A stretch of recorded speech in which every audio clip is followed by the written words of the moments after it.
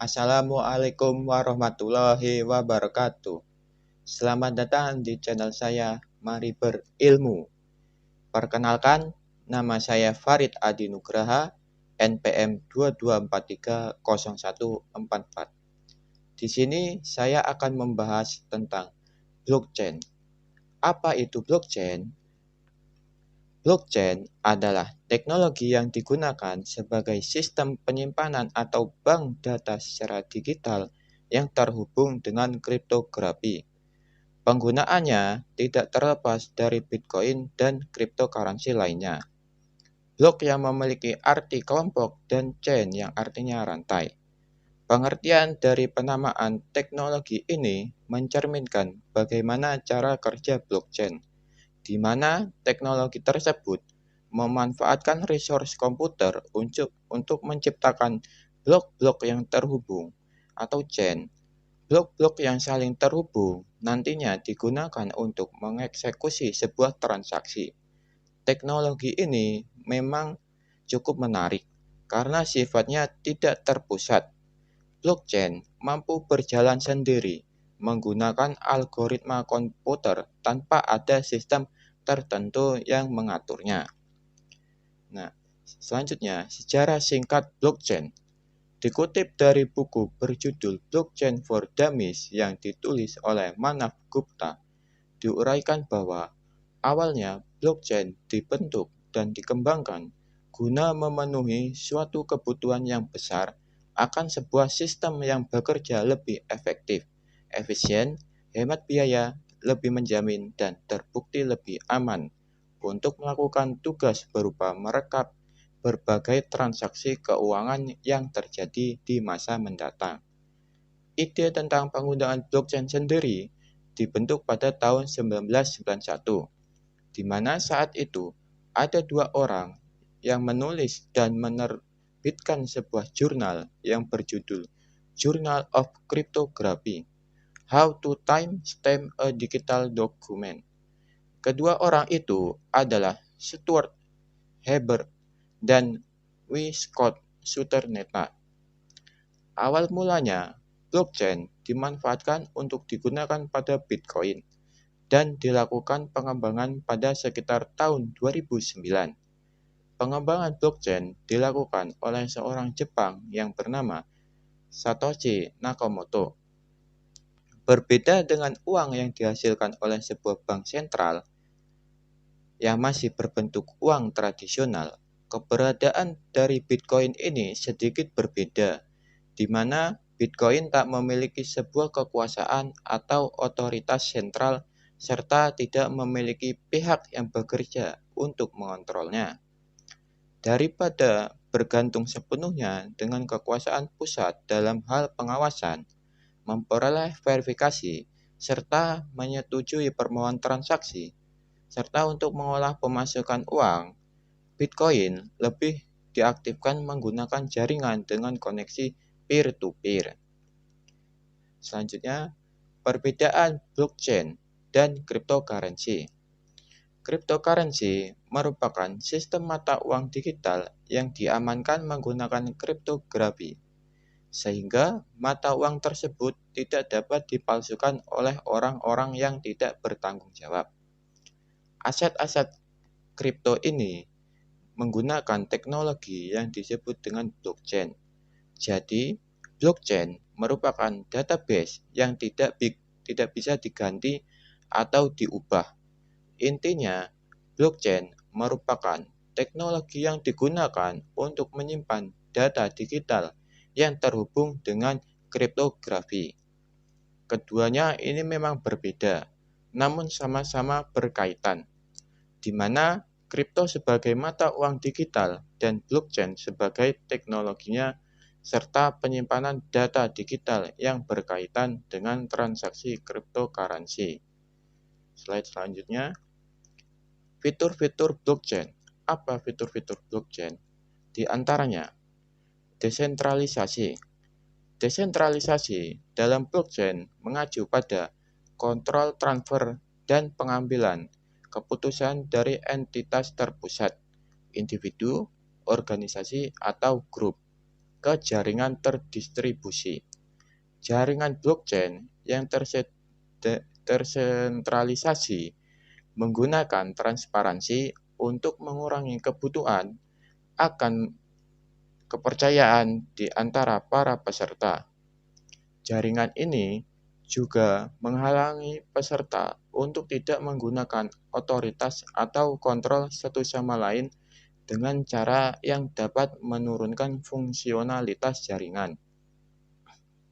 2. Ketetapan.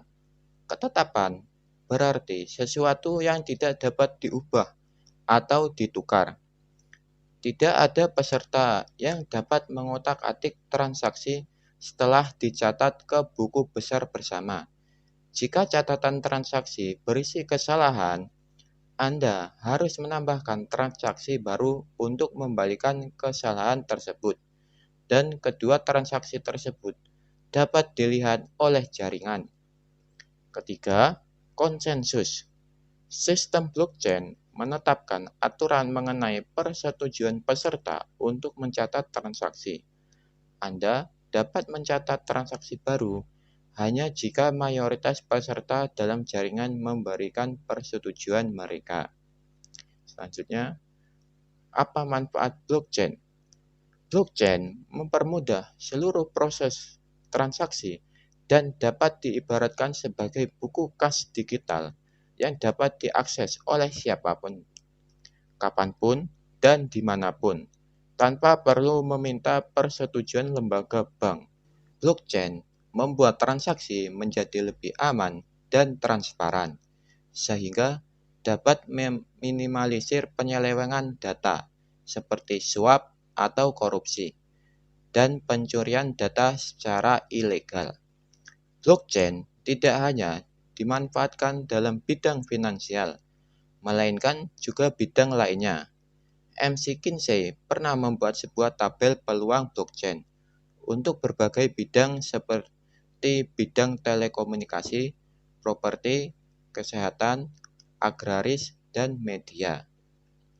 Selanjutnya, kelebihan blockchain. 1. Sistem lebih transparan. Blockchain merupakan salah satu teknologi yang efektif dalam menyimpan jejak informasi dan transaksi. Bahkan, sistemnya terbukti lebih aman dan transparan. Dalam artian transparan di sini, yaitu saat transaksi berlangsung, publik akses tersebut dapat dilihat oleh seluruh pihak tanpa perlu login. Sehingga informasi atau dana apapun yang dimiliki pengguna tidak akan dapat digunakan tanpa sepengetahuan pemiliknya. Hal ini sangat berbeda dengan sistem perbankan. Kedua, keamanan data lebih baik. Kelebihan yang kedua adalah proteksi data yang lebih baik dibandingkan lainnya. Database blockchain bersifat event-only, sehingga hanya bisa menambahkan, namun tak bisa diperbaiki. Sistem blockchain sangat sulit ditembus oleh para peretas maupun hacker. Ketiga, audit lebih baik. Kelebihan yang ketiga yaitu auditnya lebih baik. Maksudnya, blockchain ini dapat memungkinkan pengguna mengetahui jejak audit aset yang dimilikinya, sehingga risiko terkait penggelapan dana pengguna dapat diminimalisasi. Keempat, mencegah adanya biaya middleman. Kehadiran blockchain ini secara tidak langsung dapat meniadakan biaya middleman atau seorang perantara calo yang terkadang menambah biaya transaksi. Dengan adanya blockchain, seluruh kegiatan pencatatan dan verifikasi data menjadi terarah dan bersifat kekal atau immutable. Kelima, transaksi lebih efisien. Dengan adanya blockchain, transaksi dapat diselesaikan dalam hitungan menit, bukan hitungan hari. Tidak seperti sistem perbankan yang sangat terbatas, teknologi blockchain ini dapat dioperasikan sepanjang tahun tanpa henti, sehingga blockchain ini membuat transaksi lebih efisien. Keenam, penyimpanan data lebih fleksibel.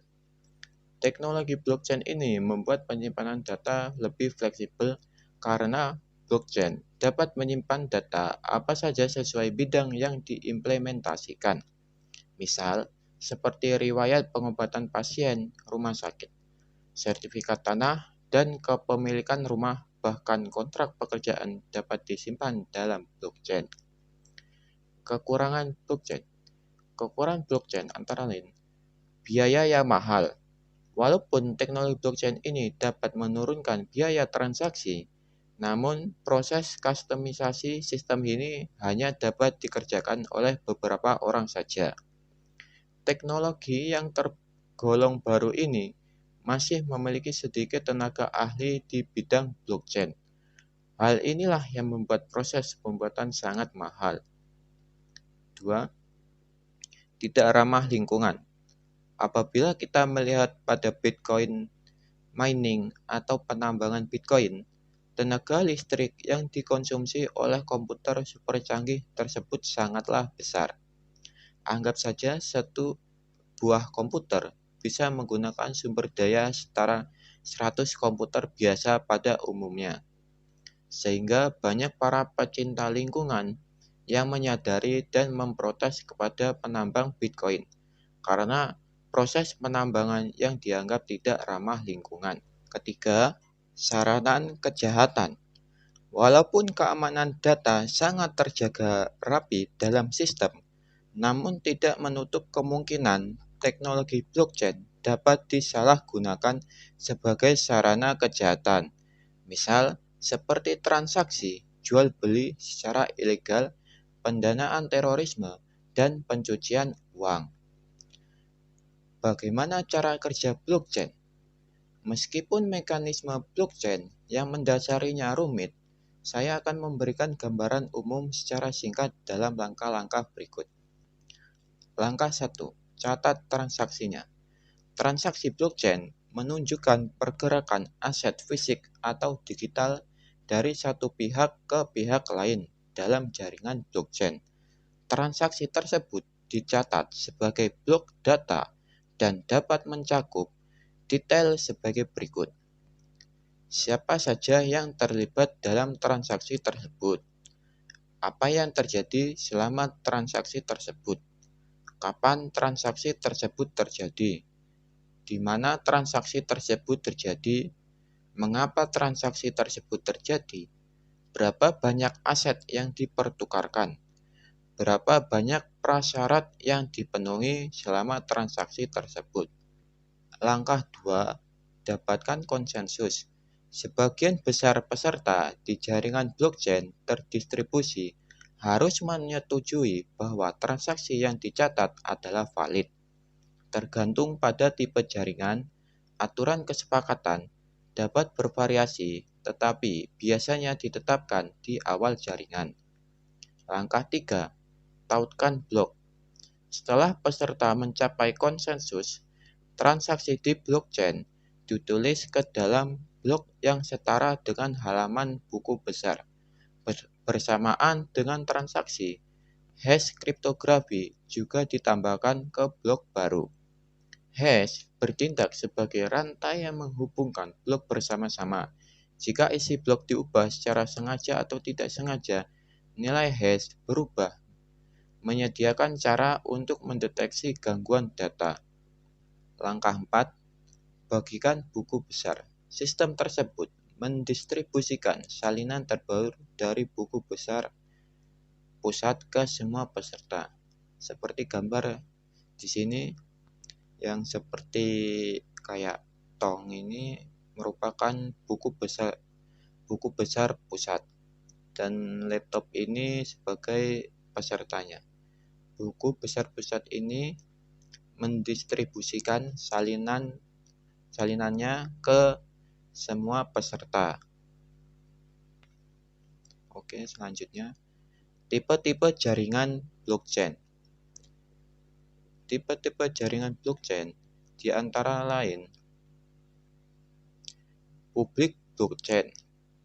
Publik blockchain dirancang untuk sepenuhnya terdesentralisasi tanpa ada satu individu atau pihak lainnya yang mengontrol transaksi mana yang dicatat dalam blockchain atau urutan pemrosesannya. Selain itu, publik bersifat open source. Artinya, blockchain ini mengizinkan siapa saja untuk dapat berpartisipasi langsung, baik itu sebagai pengguna, miner, developer, atau anggota komunitas. Semua transaksi yang terjadi di blockchain publik sepenuhnya transparan. Artinya, siapa saja dapat melihat langsung detail transaksi, meskipun identitas transaksi disembunyikan atau bersifat anonim. Contoh dari publik blockchain adalah blockchain yang dimiliki oleh Bitcoin, Ethereum, dan Litecoin. Keunggulan publik blockchain adalah karena publik blockchain bersifat open source, publik blockchain cenderung digunakan oleh banyak entitas sehingga penggunaan blockchain jenis ini tidak membutuhkan verifikasi dari pihak ketiga. Selain itu, blockchain menyediakan cara untuk melindungi pengguna aplikasi dari developer dengan menetapkan ada hal-hal tertentu yang bahkan developer aplikasi tidak memiliki kewenangan untuk mengubahnya. Tipe blockchain seperti ini cocok digunakan untuk aset kripto, fundraising, dan juga voting. Yang kedua, private blockchain. Berbeda dengan public network, private blockchain tidak bersifat desentralisasi karena organisasi atau developer dapat mengendalikan persebaran informasi dan transaksi yang terjadi di dalam blockchain. Selain itu, private blockchain bersifat closed network atau jaringan yang tertutup. Private blockchain bersifat cepat karena pengguna yang berada pada blockchain berjumlah lebih sedikit jika dibandingkan dengan publik blockchain. Blockchain dengan tipe ini memiliki waktu yang lebih sedikit bagi network untuk mencapai konsensus, sehingga dapat membuat transaksi menjadi lebih cepat. Private blockchain merupakan tipe blockchain yang cocok bagi perusahaan yang ingin berkolaborasi dan berbagi data, tetapi tidak ingin data sensitif mereka terlihat seperti pada publik blockchain. Blockchain jenis ini bersifat lebih terpusat dibandingkan dengan publik blockchain, karena pihak-pihak yang menjalankan chain dapat memiliki kontrol signifikan atas partisipan dan struktur dalam blockchain. Dengan demikian, pihak yang memiliki kontrol atas blockchain dapat mengatur parameter dalam penggunaan blockchain, termasuk aksesibilitas dan autorisasi blockchain. Keunggulannya, private blockchain adalah private blockchain bersifat lebih scalable dibanding dengan public blockchain. Scalabilitas dimungkinkan karena dalam private blockchain terdapat beberapa node yang diizinkan untuk melakukan validasi transaksi. Artinya, tidak masalah jika jaringan menjadi berkembang, karena private blockchain tetap mampu bekerja dengan kecepatan serta efisiensi sebelumnya. Kuncinya adalah private blockchain memiliki aspek sentralisasi pengambilan keputusan. Yang ketiga, hybrid blockchain.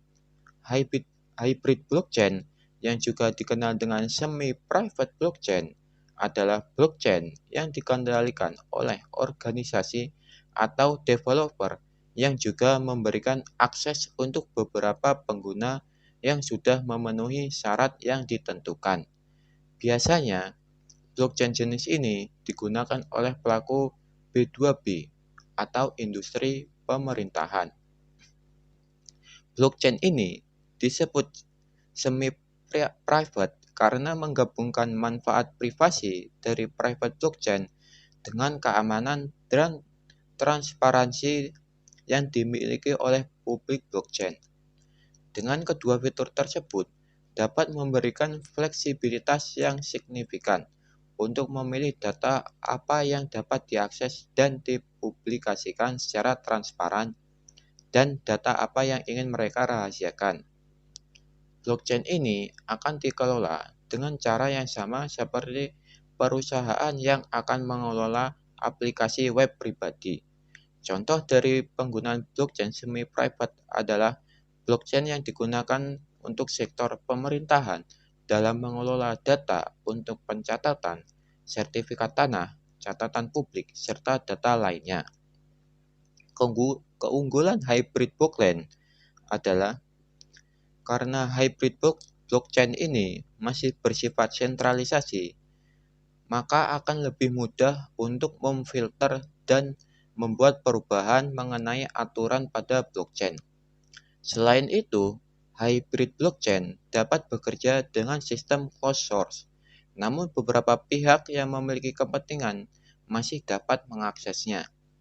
Tidak hanya itu, salah satu hal penting yang menjadi keunggulan dari tipe blockchain semi-private ini adalah mampu terhindar dari 50% attack.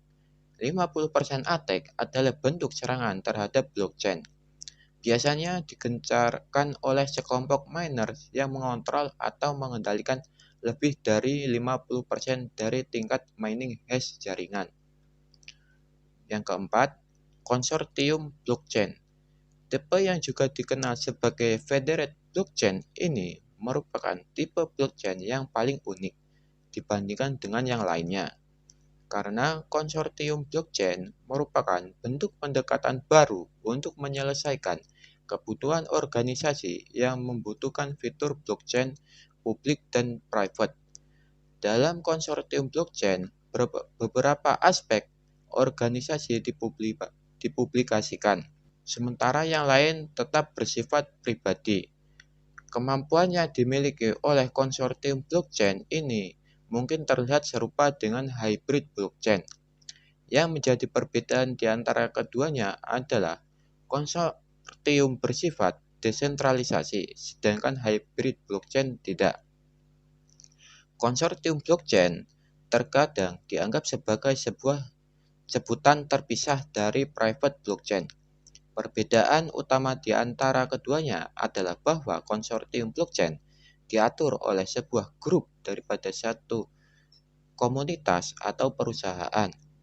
Namun, konsorsium juga memiliki semua fitur private blockchain, termasuk transparansi, privasi, dan efisiensi, tanpa satu pihak yang memiliki kekuatan konsolidasi.